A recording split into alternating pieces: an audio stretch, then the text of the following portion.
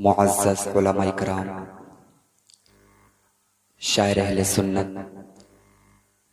شاعر ہندوستان، بڑے بھائی اعظم اقبال رام پوری صاحب قبلہ، نقیب اہل سنت، نقیب ہندوستان بڑے بھائی مولانا راشد رضا صاحب قبلہ اور حضرت مولانا ہارون رضا صاحب قبلہ، رونق اسٹیج، علماء کرام و شعراء عظام، اس محفل میں آنے والے بزرگ اور دوستوں، نوجوان ساتھیوں، پردے سے سننے والی ماں اور بہنوں، سبھی کو السلام علیکم ورحمۃ اللہ وبرکاتہ۔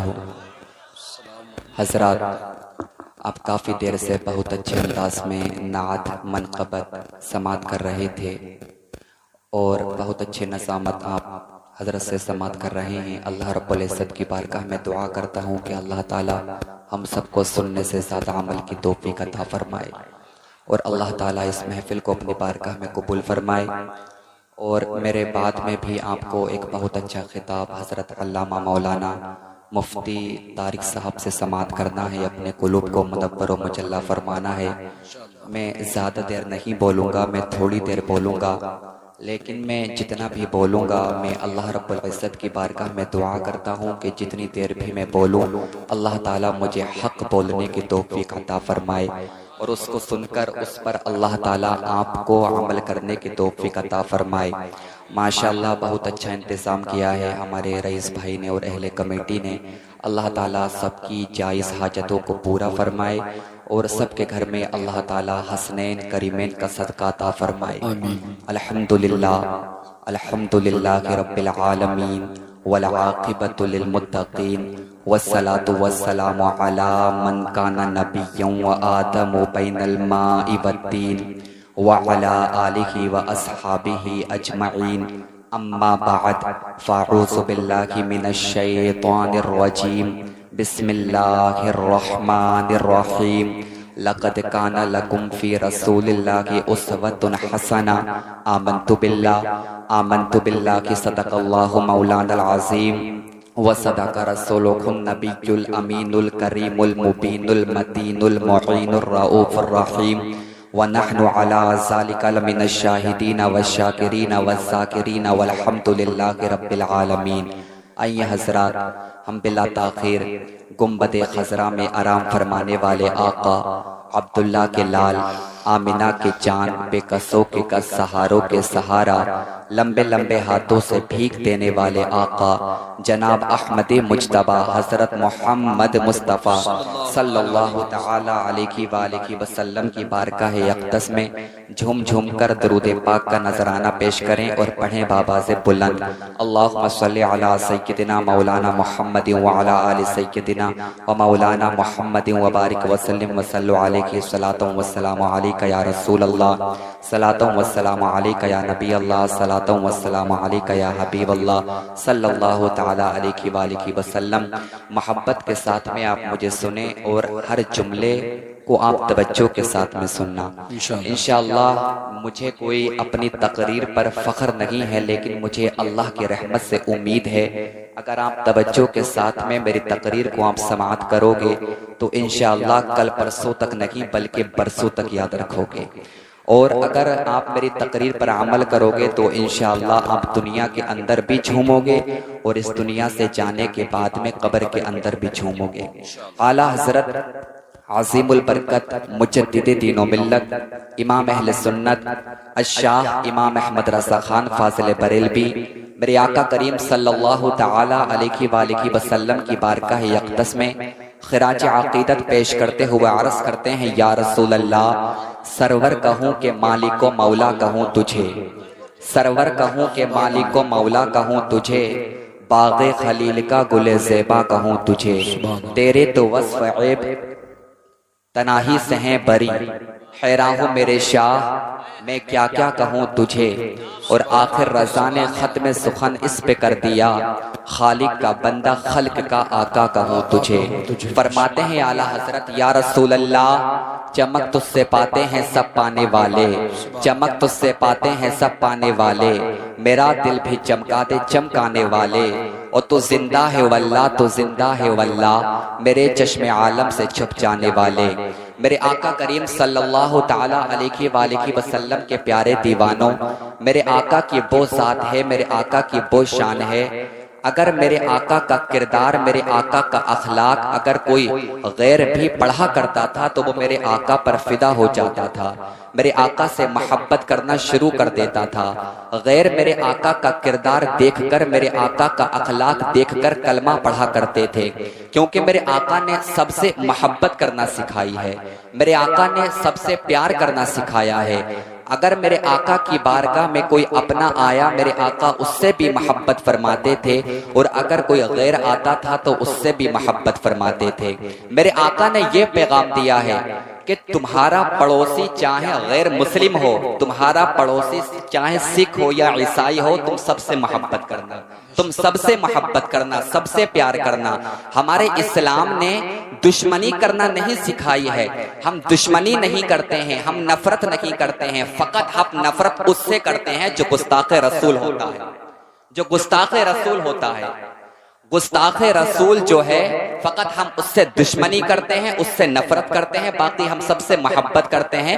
یہ ہمارے اسلام نے ہمیں سکھایا ہے، میرے آقا نے یہ ہمیں پیغام دیا ہے۔ آپ کو پتا ہے میرے آقا کا کردار کیسا تھا، آپ کو پتا ہے میرے آقا کا اخلاق کیسا تھا، میرے آقا کا کردار تو ایسا تھا، میرے آقا کا اخلاق تو ایسا تھا۔ اللہ اکبر، جس نے بھی میرے آقا کے کردار کو پڑھا، جس نے بھی میرے آقا کے اخلاق کو پڑھا، اس نے میرے آقا کے اخلاق کو پڑھ کر، اس نے میرے آقا کے کردار کو پڑھ کر اللہ اکبر کلمہ پڑھ لیا، کیونکہ میرے آقا کا کردار کیسا تھا۔ ذرا توجہ کے ساتھ میں سننا، شفا شریف کے اندر حدیث پاک موجود ہے۔ ایک بدو، ایک عربی حضور کی بارگاہ میں آتا ہے اور کہنے لگتا ہے، اے محمد صلی اللہ تعالیٰ علیہ وآلہ وسلم، میرے بچے بھوکے ہیں، میری بیوی بھوکی ہے، میرے پاس میں کھانے کو کھانا نہیں ہے، میرے پاس میں پہننے کو کپڑا نہیں ہے، کچھ مال عطا کر دیجئے۔ میرے آقا اپنے حجرہ مبارک کے اندر جاتے ہیں، میرے آقا مال لے کر کے آتے ہیں، میرے آقا تھوڑا سا مال لے کر کے آئے اور مال میرے آقا نے اس عربی کو دیا۔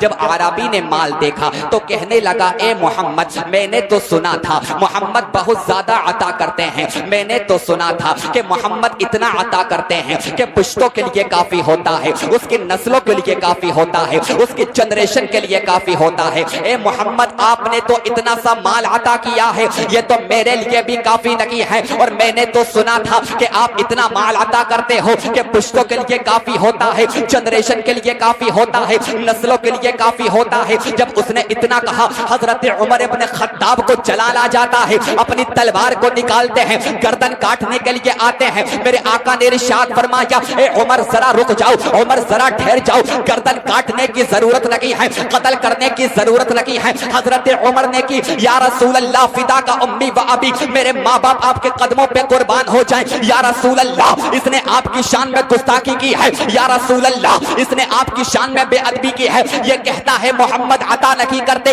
یہ کہتا ہے محمد تھوڑا مال عطا کرتے ہیں۔ میرے آقا نے ارشاد فرمایا، عمر جلدی نہ کرو، عمر گردن کاٹنے کی ضرورت نہیں ہے، عمر تلوار کو اندر رکھو۔ میرے آقا اس عربی کو حجرہ مبارک کے اندر لے کر کے جاتے ہیں۔ میرے آقا نے مال لیا، اس عربی کو دیا، میرے آقا نے اور مال لیا، اس عربی کو دیا۔ میرے آقا مال دیتے جا رہے ہیں، میرے آقا مال دیتے جا رہے ہیں۔ اب وہ عربی کہنے لگا، یا رسول اللہ اب بس کیجئے، یہ اتنا زیادہ مال ہو چکا ہے، میری پشتوں کے لیے کافی ہے، میری نسلوں کے لیے کافی ہے، میری جنریشن کے لیے کافی ہے۔ میرے آقا نے ارشاد فرمایا، ابھی تو نے کہا تھا محمد عطا نہیں کرتے، ابھی تو نے کہا تھا محمد تھوڑا مال عطا کرتے ہیں۔ کہنے لگا، یا رسول اللہ ابھی جو کہا تھا محمد عطا نہیں کرتے، ابھی جو کہا تھا محمد تھوڑا مال دیتے ہیں، یہ میری گستاخی تھے، یہ میری بے ادبی تھی۔ آقا نے ارشاد فرمایا، ابھی تو نے کہا تھا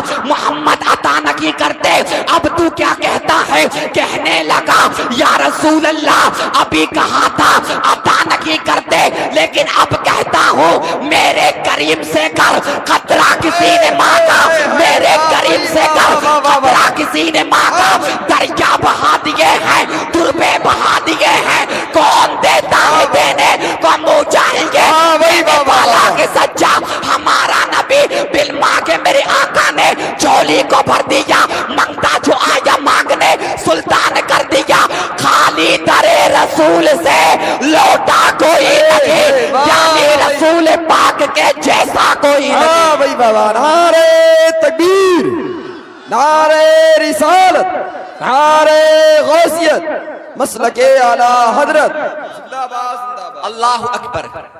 کہنے لگا یا رسول اللہ، ابھی جو کہا تھا محمد عطا نہیں کرتے وہ گستاخی تھی، وہ گستاخی تھی، وہ بے ادبی تھی۔ اب ڈنکے کی چوٹ پر کہتا ہوں میرے کریم سے گر قطرہ کسی نے مانگا، دریا بہا دیے ہیں، دربے بہا دیے ہیں۔ میرے آقا کا یہ کردار دیکھا، کلمہ پڑھ کر مسلمان ہو گیا، کلمہ پڑھ کر مسلمان ہو گیا۔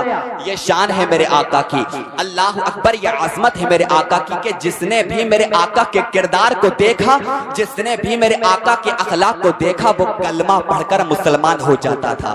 آؤ میں آپ کو اور بتاتا ہوں، اللہ اکبر، میرے آقا کے ایک صحابی ہیں، جنتی صحابی ہیں، توجہ کے ساتھ میں سننا، آپ کے دل کی دنیا بدل جائے گی۔ ان کا نام حضرت زید محمد بن مسلمہ ہے۔ حضرت محمد بن مسلمہ رضی اللہ تعالی عنہ، میرے آقا کریم صلی اللہ علیہ وآلہ وسلم نے ان کو بلایا اور ایک لشکر کے ساتھ میں میرے آقا کریم صلی اللہ علیہ وآلہ وسلم نے محمد بن مسلمہ کو نجد کی جانب بھیجا۔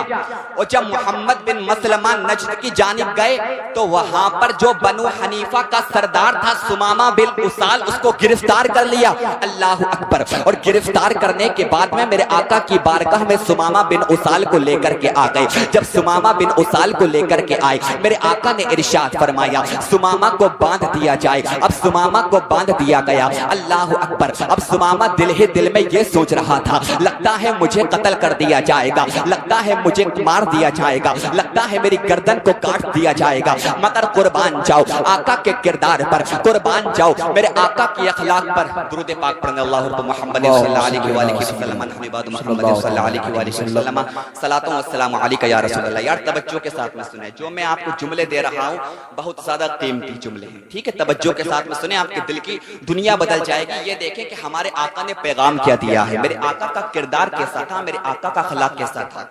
تو سمامہ بن اسال کو گرفتار کر لیا گیا، بنو حنیفہ کا سردار تھا۔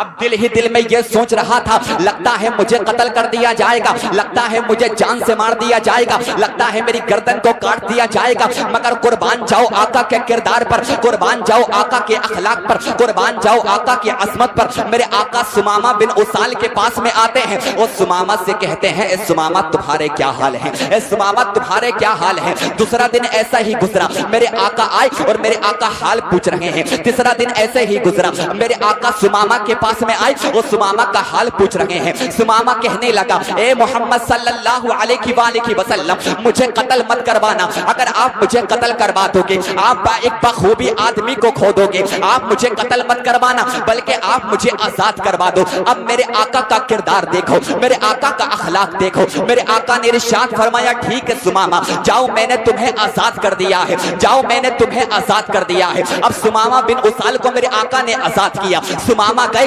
ایک کھجور کے درخت کے پاس میں جاتے ہیں، وہاں پر غسل کرتے ہیں، غسل کرنے کے بعد میں دوبارہ میرے آقا کی بارگاہ میں آتے ہیں اور کہنے لگتے ہیں اے محمد صلی اللہ علیہ وآلہ وسلم، جس طرح سے آپ نے مجھے آزاد کیا ہے اب ایک کام اور کر دو۔ میرے آقا نے ارشاد فرمایا بتاؤ سمامہ کیا چاہیے؟ سمامہ بن اسال کہنے لگے یا رسول اللہ اپنا کلمہ پڑھا دیجئے اور مسلمان بنا لیجئے۔ میرے آقا نے کلمہ پڑھایا، اشہد ان لا الہ الا اللہ و اشہد ان محمد عبدہ و رسولہ۔ جب میرے آقا نے کلمہ پڑھایا اور مسلمان بنانے کے بعد میں میرے آقا نے ارشاد فرمایا سمامہ جاؤ اب تم آزاد ہو، تمہیں قتل نہیں کیا جائے گا، تمہاری گردن کو نہیں کاٹا جائے گا۔ سمامہ کہنے لگے یا رسول اللہ اب آپ کے پاس سے نہیں جاؤں گا۔ میرے آقا نے ارشاد فرمایا سمامہ جاؤ میں نے تمہیں آزاد کر دیا ہے۔ اللہ اکبر۔ سمامہ نے کہا یا رسول اللہ جب آپ نے اپنا کردار دکھا کر، آپ نے اپنا اخلاق دکھا کر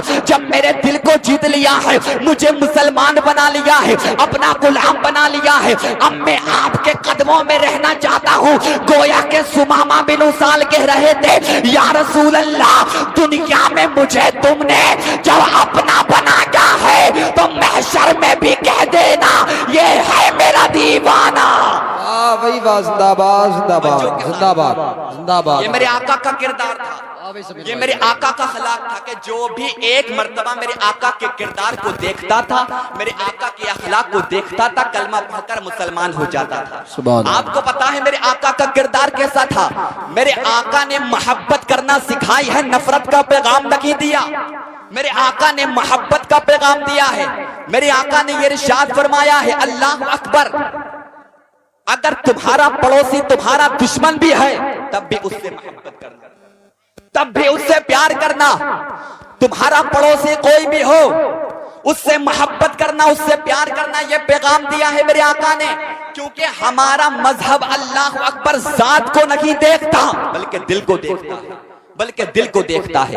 آؤ میں آپ کو بتاتا ہوں، اللہ اکبر مکہ ہے، مکہ کے اندر میرے آقا کریم صلی اللہ علیہ وآلہ وسلم اپنے گھر کے اندر تشریف فرما ہے۔ اللہ اکبر، ایک کافر و مشرک میرے آقا کے دروازے کے پاس میں آ جاتا ہے، میرے آقا کے دروازے کو کھٹکھٹاتا ہے۔ جیسے ہی اس نے میرے آقا کے دروازے کو کھٹکھٹایا، میرے آقا کریم صلی اللہ علیہ وآلہ وسلم دروازے کے باہر آتے ہیں۔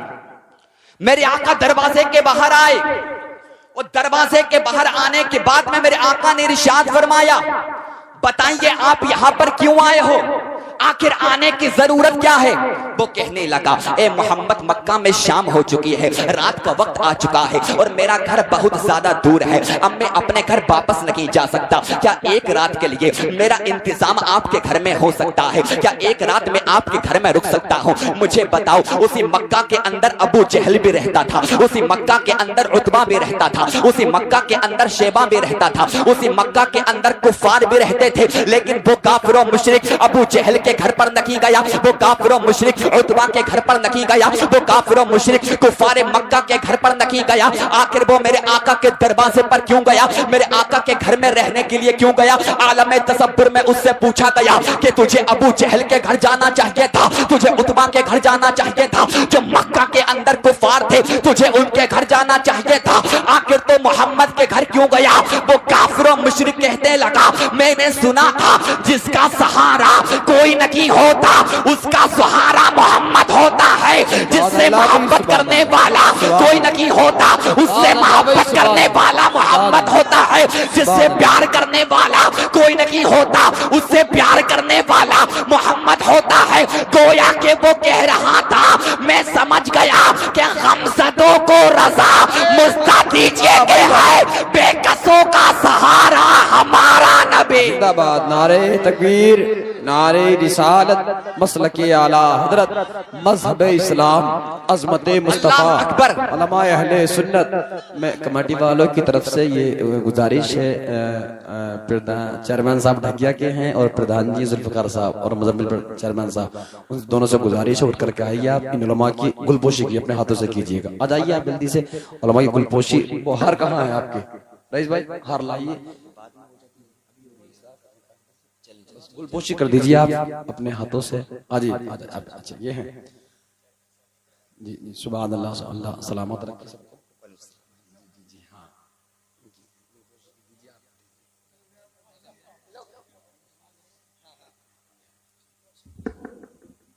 سبحان اللہ، ایک نعرہ بلند کر لیں آپ لوگ، نعرہ تکبیر، نعرہ رسالت، نعرہ غوثیت، مسلک اعلیٰ حضرت، علماء اہل سنت، سرکار کی آمد، سرکار کی آمد۔ ادھر شاعر صاحب بیٹھے ہیں، سب کو ڈال دیجیے آپ، نعرہ تکبیر، نعرہ رسالت، زندہ باد، زندہ باد، سبحان اللہ، سبحان اللہ، جزاک اللہ، جزاک اللہ، جزاک اللہ، جزاک اللہ، ڈال دیجیے۔ سبحان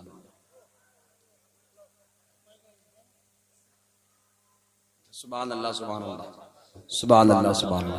ان دو لوگوں نے کچھ تعاون بھی پیش کیا، اللہ پاک قبول فرمائے، دارین کی سعادتوں سے مالا مال فرمائے۔ اب سکون سے بیٹھ جائیے کمیٹی والے، اب اچھی گفتگو ہو رہی ہے انشاءاللہ، بہت کامیاب گفتگو ہے۔ ملا جی آپ بیٹھ جائیے، رئیس بھائی کہاں ہیں آپ؟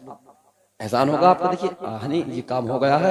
اب بہت گفتگو اچھی سی آپ سماعت کر لیں اور عمل کرنے کے لیے سماعت کریں. درود پاک پڑھیں. اللہم صلی علی سیدنا مولانا محمد صلی اللہ علیہ سیدنا مولانا محمد وبارک وسلم وصلی علیہ الصلوۃ والسلام علیک یا رسول اللہ صلی اللہ تعالی علیہ والہ وسلم. تو توجہ کے ساتھ میں سنیں, اپنے ذہن کو حاضر رکھیں. جی اللہ اکبر. وہ کافر و مشرک میرے آقا کے دروازے پر کھڑا ہے اور کہنے لگا یا رسول اللہ, اے محمد صلی اللہ تعالی علیہ والہ وسلم, ایک رات میں آپ کے گھر میں رکنا چاہتا ہوں. میرا گھر مکہ سے بہت زیادہ دور ہے, رات کا ٹائم آ چکا ہے, اب میں دوبارہ اپنے گھر ابھی نہیں جا سکتا, میں صبح میں جاؤں گا. آپ کے گھر میں رات میں رکنا چاہتا ہوں. اللہ اکبر, قربان جاؤ. میرے آقا نے یہ ارشاد نہیں فرمایا تو مسلمان نہیں ہیں, بلکہ میرے آقا نے ارشاد فرمایا ٹھیک ہے آپ میرے گھر کے اندر کو آ جائیں. میرے آقا نے بستر لگایا ہے. بستر لگانے کے بعد میں میرے آقا کھانا لے کر کے آئے. میرے آقا نے کھانا کھلایا اور اس نے 5 بکریوں کا دودھ پیا جو میرے آقا نے اس کو دودھ لا کر کے دیا تھا. کھانے کے بعد میں, پینے کے بعد میں میرے آقا نے بستر لگایا تھا, اس بستر پر سو گیا. اب اس نے کیا کیا, توجہ کے ساتھ میں سنیں اور اسلام دیکھیں, آقا کا کردار دیکھیں, آقا کا اخلاق دیکھیں. اب جو اس نے کھایا تھا, اب اس نے جو پیا تھا, بدہضمی کی وجہ سے صبح کے ٹائم اس نے میرے آقا کے بستر پر پیشاب کر دیا. میرے آقا کے بستر پر پیشاب کر دیا. اللہ اکبر, ذرا توجہ کرنا اور کردار مصطفیٰ دیکھنا, اخلاق مصطفیٰ دیکھنا کہ میرے آقا نے اسلام کو کیسے پھیلایا ہے. میرے آقا نے اللہ اکبر گھر گھر اسلام کیسے پہنچایا ہے.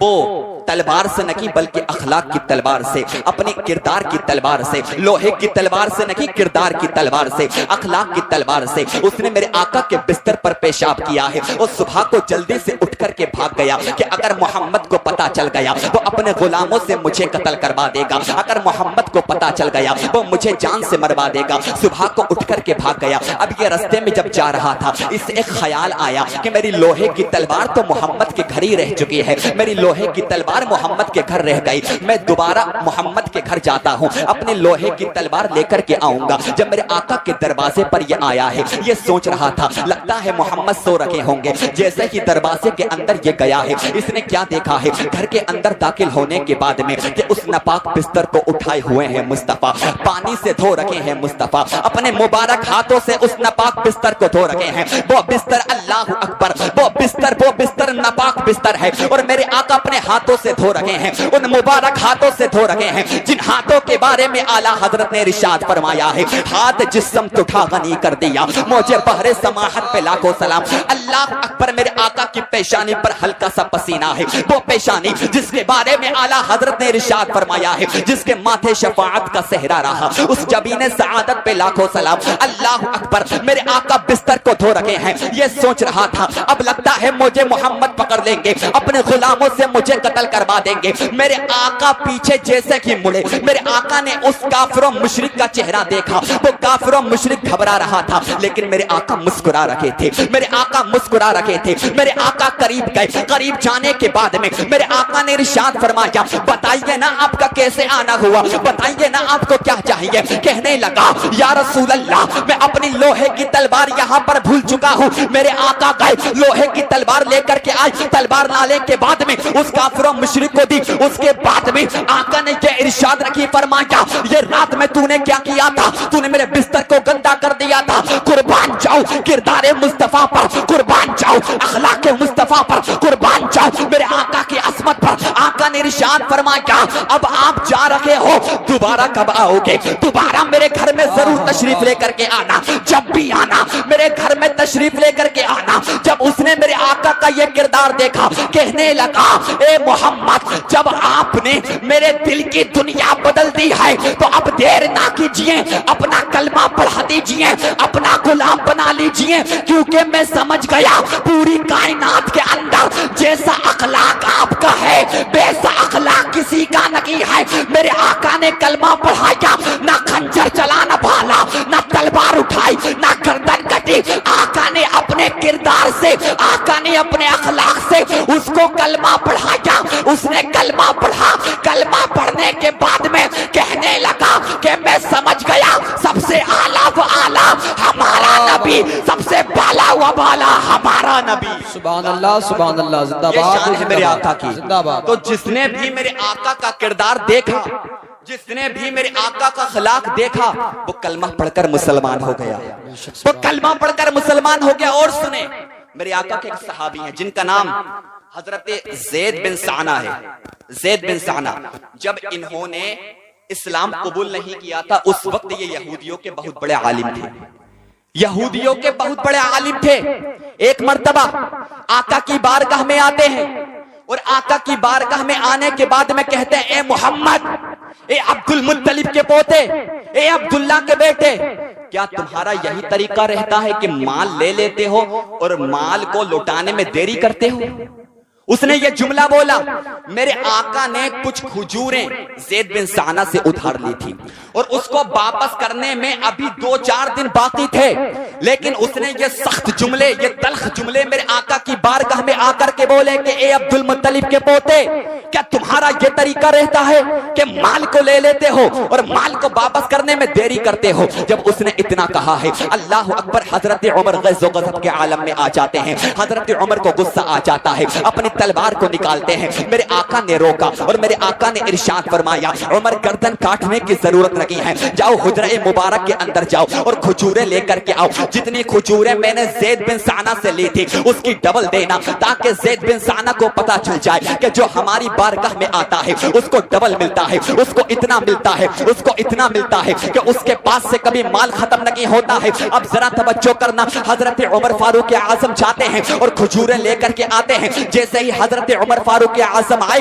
اور زید بن سعنہ کو کھجوریں دی، زید بن سعنہ کہنے لگا، اے عمر تم جانتے ہو نا میں یہودیوں کا کتنا بڑا عالم ہوں، اے عمر تم جانتے ہو نا میرے پاس میں مال کی کمی نہیں ہے، عمر تم جانتے ہو میرے پاس میں دولت کی کمی نہیں ہے، عمر تم جانتے ہو میرے پاس میں خزانے کی کمی نہیں ہے۔ حضرت عمر نے ارشاد فرمایا، اے زید بن سعنہ، جب تیرے پاس میں مال کی کمی نہیں ہے، تیرے پاس میں دولت کی کمی نہیں ہے، تیرے پاس میں خزانے کی کمی نہیں ہے، تیرے پاس میں کسی چیز کی کمی نہیں ہے، پھر تو نے میرے آقا کی شان میں گستاخی کیوں کی؟ پھر تو نے میرے آقا کے سامنے یہ تلخ جملے کیوں بولے؟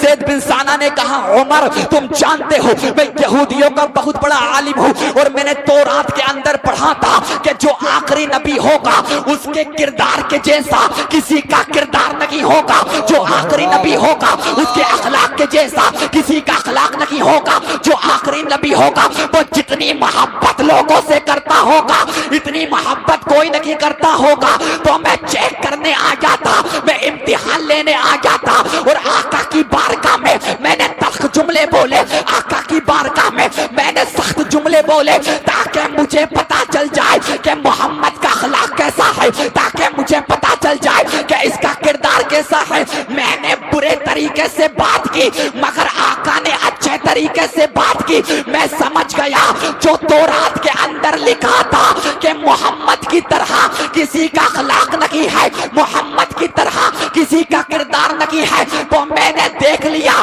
کہ دنیا کے اندر کسی ماں نے ایسا بچہ پیدا نہیں کیا جس کا اخلاق محمد کی طرح ہو، جس کا کردار محمد کی طرح ہو۔ زید بن سعنہ آئے آقا کی بارگاہ میں اور کہتے ہیں، یا رسول اللہ معاف کر دیجئے، کلمہ پڑھا دیجئے۔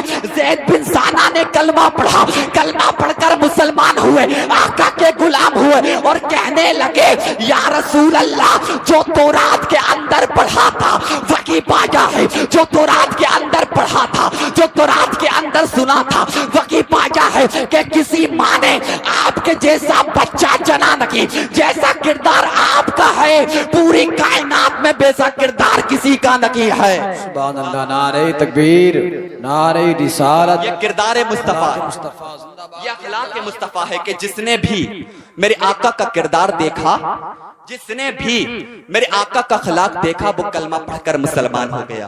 تو یار اس آقا سے محبت کرو، اس نبی سے پیار کرو، کیونکہ میں سمجھتا ہوں اللہ اکبر آج کے اس دور میں اگر سب سے زیادہ کسی عنوان پر محنت کرنے کی ضرورت ہے تو وہ محبت مصطفیٰ ہے، وہ عشق مصطفیٰ ہے، وہ محبت مصطفیٰ ہے۔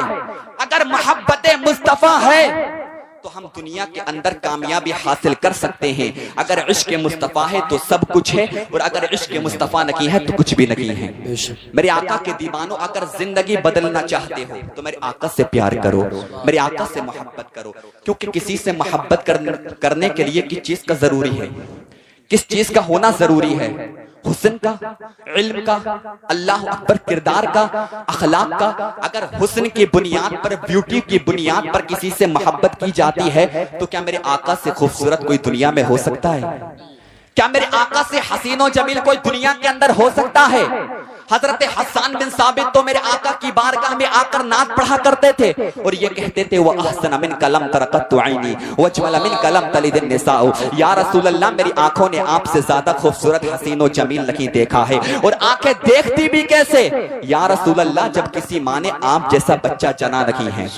کتنے حسین و جمیل تھے میرے آقا۔ اللہ اکبر، ایک واقعہ میں آپ کو سناتا ہوں حدیث پاک کی روشنی میں، آپ کی زندگی سنور جائے گی اور آپ کو پتا چلے گا کہ جس نے میرے آقا کا کردار دیکھا، اخلاق دیکھا، حسن دیکھا، وہ میرے آقا پر فدا ہو گیا۔ جب میرے آقا نے اعلان نبوت نہیں کیا تھا، اس وقت عرب کی سب سے زیادہ امیر عورت کا نام ہے حضرت خدیجۃ الکبریٰ۔ حضرت خدیجۃ الکبریٰ، اللہ اکبر، حضرت خدیجۃ الکبریٰ کا تاجر مال ملک شام لے جایا کرتے تھے، اور ملک شام جب حضرت خدیجہ کا مال لے کر کے جاتے تو حضرت خدیجہ کے مال کو بیچ کر کے خود کھا جاتے تھے۔ وہ امانت میں خیانت کرتے تھے۔ ایک غلام میسرہ کے، ایک غلام حضرت خدیجہ کے پاس میں آتا ہے اور خدیجہ سے کہتا ہے، اے خدیجہ، اس مکہ کے اندر ابو طالب کا بھتیجا رہتا ہے جس کا نام محمد ہے، وہ کبھی امانت میں خیانت نہیں کرتا ہے، تم اپنے مال کو اس کے پاس میں لے جاؤ اور اس سے خرید و فروخت کروانا، وہ کبھی تمہارے مال میں امانت میں خیانت نہیں کرے گا، وہ کبھی تمہارے مال کو بیچ کر کے نہیں کھائے گا۔ حضرت خدیجہ نے ابو طالب کو بلایا ہے۔ ابو طالب کو بلانے کے بعد میں ابو طالب سے کہا، اے ابو طالب، میرا جو مال ہے میں یہ چاہتی ہوں آپ کا بھتیجا محمد اسے ملک شام لے کر کے جائے اور میرے مال کو خرید و فروخت کرے، کیونکہ لوگ میرے مال میں امانت میں خیانت کر دیتے ہیں، لوگ میرے مال کو بیچ کر کے کھا جاتے ہیں۔ میں یہ چاہتی ہوں آپ کا بھتیجا میرے مال کو جا کر کے بیچے، وہ خرید و فروخت کرے اور وہ امانت میں خیانت نہ کرے۔ حضرت خدیجۃ الکبریٰ نے جب اتنا کہا، جناب ابو طالب میرے آقا کی بارگاہ میں آ جاتے ہیں اور کہتے ہیں، بھتیجے، جو خدیجہ ہے نا، جو 2 بار بیوہ ہو چکی ہے، تمہیں اس کا مال ملک شام لے کر کے جانا ہے، تمہیں اس کا مال ملک شام لے کر کے جانا ہے، اور ملک شام میں جانے کے بعد میں تمہیں اس کے مال کو بیچنا ہے۔ میرے آقا نے ارشاد فرمایا، چچا آپ جانتے ہو نا، چچا آپ جانتے ہو نا میں مزدوری نہیں کرتا۔ حضرت محمد اکرم صلی اللہ تعالی علیہ وآلہ وسلم نے جب اتنا ارشاد فرمایا، جناب ابو طالب نے کہا، اے میرے بھتیجے، میں تمہیں مال خرید و فروخت کرنے کے لیے کہہ رہا ہوں، میں تمہیں بیوہ کی مدد کرنے کے لیے کہہ رہا ہوں، میں تم سے مزدوری کرنے کے لیے تھوڑی کہہ رہا ہوں۔ اللہ اکبر، اب ذرا توجہ کرنا، میرے آقا نے ارشاد فرمایا، ٹھیک ہے اگر بیوہ کی مدد کرنے کی بات آئی ہے تو میں خدیجہ کی مدد کر دوں گا۔ اب میرے آقا کریم صلی اللہ علیہ وآلہ وسلم حضرت خدیجہ کے گھر کی طرف آ رہے تھے۔ حضرت خدیجہ کا گھر مکہ کے اندر اس جگہ پر تھا۔ حضرت خدیجہ فرماتی ہیں کہ میرے گھر کے اندر کبھی سورج کی کرنیں نہیں آئی، میرے گھر کے اندر کبھی سورج کی روشنی نہیں آئی۔ حضرت خدیجہ فرماتی ہیں، میں اپنے گھر کے اندر بیٹھی ہوئی تھی، میری پیٹھ دروازے کے سامنے تھی، میں نے کیا دیکھا کہ اچانک سے میرے گھر کے اندر سورج کی کرنیں آ رہی ہیں، اچانک سے میرے گھر کے اندر سورج کی روشنی آ رہی ہے۔ میں حیران ہو گئی کہ آج سے پہلے ایسا کبھی نہیں ہوا کہ میرے گھر کے اندر سورج کی روشنی آ جائے، آج سے پہلے ایسا کبھی نہیں ہوا کہ میرے گھر کے اندر سورج کی لائٹس آ جائے، آج سے پہلے ایسا کبھی نہیں ہوا کہ میرے گھر کے اندر سورج کی کرنیں آ جائیں۔ حضرت خدیجہ فرماتی ہیں، میں دروازے پر گئی، دروازے پہ جانے کے بعد میں نے یہ دیکھنا چاہا کہ میرے گھر کے اندر سورج کی کرنیں کہاں سے آئی ہیں، میرے گھر کے اندر سورج کی لائٹس کہاں سے آئی ہے، میرے گھر کے اندر یہ سورج کا اجالا کہاں سے ہے۔ حضرت خدیجہ فرماتی ہے، جب میں نے اپنے دروازے کو کھولا، اللہ اکبر، وہ سورج کا اجالا نہیں تھا، وہ سورج کی روشنی نہیں تھی، وہ سورج کی کرنیں نہیں تھی، بلکہ محمد کے چہرے سے نکلنے والا نور تھا، بلکہ وہ محمد کے چہرے سے نکلنے والا نور تھا۔ جب میں نے دیکھا میں حیران ہو گئی، کیا کوئی اتنا بھی خوبصورت ہو سکتا ہے؟ اللہ اکبر، حضرت خدیجہ نے جب میرے آقا کا چہرہ دیکھا، میرے آقا پر فدا ہو گئی، میرے آقا نے اپنی بات کہی، میرے آقا اپنی بات کہنے کے بعد میں وہاں سے چلے گئے۔ اس کے بعد میں اللہ اکبر، حضرت خدیجہ نے میسرہ کو بلایا، میسرہ کو بلانے کے بعد میں نعرہ تکبیر، نعرہ رسالت علماء اہل سنت مفتی محمد طارق القادری منظری صاحب قبلہ۔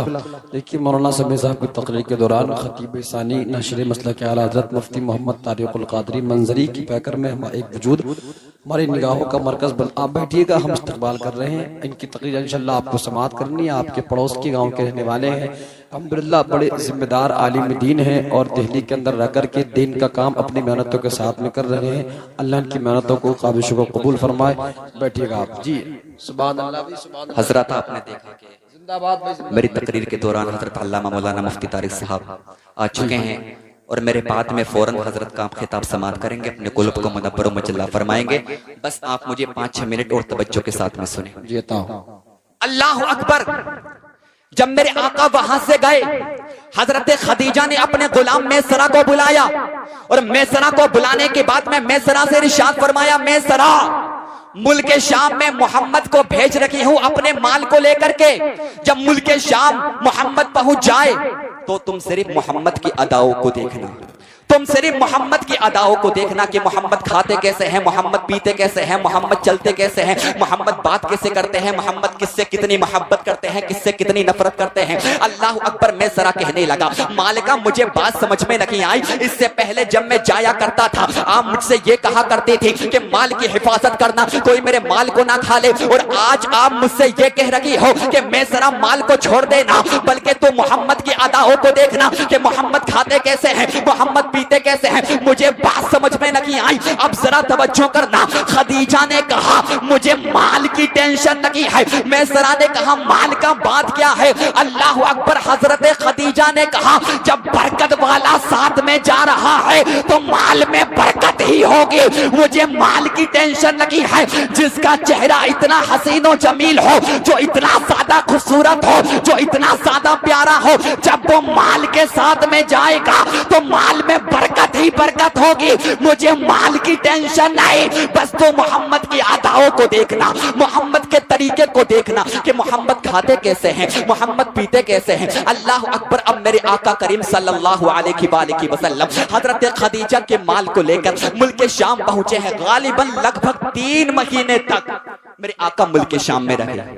3 مہینے کے بعد میں جب میرے آقا کریم صلی اللہ علیہ وآلہ وسلم آئے، میں ذرا حضرت خدیجہ کے پاس میں گیا، کہنے لگا مالکہ تجھے مبارک ہو، مالکہ تجھے بہت زیادہ مبارک ہو، مال میں بہت زیادہ برکت ہوئی ہے۔ حضرت خدیجہ نے ارشاد فرمایا مال کو چھوڑ، محمد کی اداؤں کو بتا، سبحان اللہ، محمد کی اداؤں کو بتا، مال کی ٹینشن نہیں ہے، جب برکت والا گیا تھا تو برکت ہی ہونی ہے، بس تو مجھے محمد کی اداؤں کو بتا، اور اتنا بتا دے محمد کے اندر عیب کتنے ہیں، محمد کے نقائص کتنے ہیں، محمد کے اندر عیب کتنے ہیں۔ اب ذرا قربان جاؤ۔ میں سرا نے کہا اچھا مالکہ میں محمد کے عیب بتاؤں تو سنو محمد کے عیب کیا ہیں۔ ان کے جسم اتھر پر کبھی مکھی نہیں بیٹھی، سبحان اللہ، سبحان اللہ، ان کے جسم اتھر پر کبھی مکھی نہیں بیٹھی۔ حضرت خدیجہ بولی عیب بتا عیب۔ میں سرا نے کہا جب وہ کھارے کنویں میں اپنا لعاب ڈالتے تھے تو کھارا کنواں میٹھا ہو جاتا تھا۔ اللہ اکبر، اللہ اکبر۔ جب میں سرا نے اتنا کہا خدیجہ بولی عیب بتا عیب۔ میں سرا بولا اگر خشک کنواں ہے اس کا لعاب، ان کا لعاب ڈل جائے تو خشک کنواں تازے پانی سے بھر جاتا تھا۔ اللہ اکبر۔ میں سرا بولا اور عیب بتاؤں، اور عیب سنو، اگر وہ 2 درختوں کے بیچ میں بیٹھ جاتے تھے تو درخت ان کا چھاؤں کرتے تھے، آسمان کا بادل ان کا چھاؤں کیا کرتا تھا۔ خدیجہ بولی تعریف مت کر عیب بتا عیب۔ میں سرا بولا ان کا چلنا لاجواب ہے، ان کا بولنا لاجواب ہے، ان کا تکلم کرنا لاجواب ہے، ان کا تبسم کرنا لاجواب ہے۔ حضرت خدیجہ نے کہا میں سرا تعریف مت کر عیب بتا عیب، اتنا بتا دے کہ محمد کے عیب کیا ہے، اتنا بتا دے محمد کے نقائص کیا ہیں۔ اللہ اکبر۔ میں سرا کہنے لگا وہ غریبوں سے محبت کیا کرتے تھے، وہ مظلوموں سے محبت کیا کرتے تھے، وہ بہت زیادہ پیار کیا کرتے تھے۔ خدیجہ بولی میں سرا عیب بتا دے عیب کہ محمد کے عیب کیا ہے، محمد کے نقائص کیا ہے۔ میں سرا بولا مالکہ خدیجہ آپ کا نمک آیا ہے، نمک آپ کا غلام ہوں، اگر ایک ہاتھ پر چاند کو رکھ دے گی دوسرے ہاتھ پر سورج کو رکھ دے گی، اس وقت میں خدا کی قسم کھا کر کے کہوں گا کہ خدا نے محمد کو بے عیب بنایا ہے، عیبوں سے پاک بنا کر پیدا فرمایا फरमाया है तेरे तो बस है तनाही से है बड़ी है राहु मेरे शाह, मैं क्या क्या कहूँ तुझे। आखिर रज़ा ने खत्म सुखन इस पे कर दिया, खालिक का बंदा खल्क का आका कहो तुझे। वाह भाई वाह, जिंदाबाद। मेरे आका बेऐब है, जिंदाबाद। मेरे आका ऐबों से पाक है, मेरे आका से मोहब्बत करें, मेरे आका से प्यार करें, क्योंकि मेरे आका की तरह कोई नहीं है इस कायनात के अंदर, मेरे आका की तरह कोई नहीं है। और अगर आका की मोहब्बत है तो ईमान है, आका की मोहब्बत नहीं है तो कुछ भी नहीं है, आप इतना समझ लो। और अगर आका का गुस्ताख आपका सगा बाप भी है, उससे अपना रिश्ता खत्म कर दो। आका का गुस्ताख अगर आपका सगा भाई है, उससे अपना रिश्ता खत्म कर दो। अगर आका का गुस्ताख आपका सगा चचा भी है, उससे अपना रिश्ता खत्म कर दो। अल्लाह अकबर, हम ये नहीं देखते कि सामने वाला कौन है, अगर वो आका का गुस्ताख है उससे हमारा कोई राब्ता नहीं है, उससे हमारा कोई रिश्ता नहीं है। सहाबा ने यही पैगाम दिया है, अल्लाह वालों ने यही पैगाम दिया है। अल्लाह अकबर, अगर गुस्ताख नबी तेरा सगा बाप है, अपने सगे बाप को छोड़ दे। अगर गुस्ताख नबी तेरा सगा चचा है, अपने सगे चचा को छोड़ दे। अगर गुस्ताख नबी तेरा सगा भाई है, अपने सगे भाई को छोड़ दे। क्योंकि सहाबा ने ये पैगाम दिया है कि बाप बाद में है, आका की मोहब्बत पहले है, माँ बाद में है, आका की मोहब्बत पहले है, सगा चचा बाद में है, आका की मोहब्बत पहले है, सगा भाई बाद में है, आका की मोहब्बत पहले है। अगर आका की मोहब्बत है तो ईमान है, अगर आका की मोहब्बत नहीं, कितनी भी नमाज़ें पढ़ लो जन्नत में नहीं जा सकते। ये नमाज़ें बेकार है, ये रोजा बेकार है, ये हज करना बेकार है, ये ज़कात देना बेकार है, क्योंकि आका की मोहब्बत है तो ईमान है। अगर आका की मोहब्बत नहीं तो ईमान भी नहीं, क्योंकि मोहम्मद की मोहब्बत दीन हक की शर्त अव्वल है। इसी में हो अगर खामी तो सब कुछ नामुकम्मल है। तो आप ये समझें, अगर आका की मोहब्बत है तो ईमान है। घर के अंदर हो चाहे घर के बाहर हो, सगा चचा हो या सगा भाई हो, सगा बाप हो, अगर आका का गुस्ताख है उससे हमारा कोई राब्ता नहीं है, उससे हमारा कोई राब्ता नहीं है। तो मेरे आका के दीवानों, बस गुफ्तगू मेरी ज्यादा लंबी हो रही है। स्टेज पर आपको पता है मुफ्ती तारिक साहब मौजूद हैं, आप इनका खिताब समाप्त करेंगे। अल्लाह रब्बुल इज्जत की बारगाह में दुआ करता हूँ कि अगर गुफ्तगू के दरमियान कोई गलती हो गई अल्लाह ताला माफ फरमाए। अस्तगफिरुल्लाह रब्बी मिन कुल्लि ज़ंबि व अतूबु इलैहि व मा अलैना इल्लल बलाग। जिसकी समझ में आए वो पाए रोशनी, मैंने तो दिल जलाकर सरे राह रख दिया। अस्सलामु अलैकुम व रहमतुल्लाह।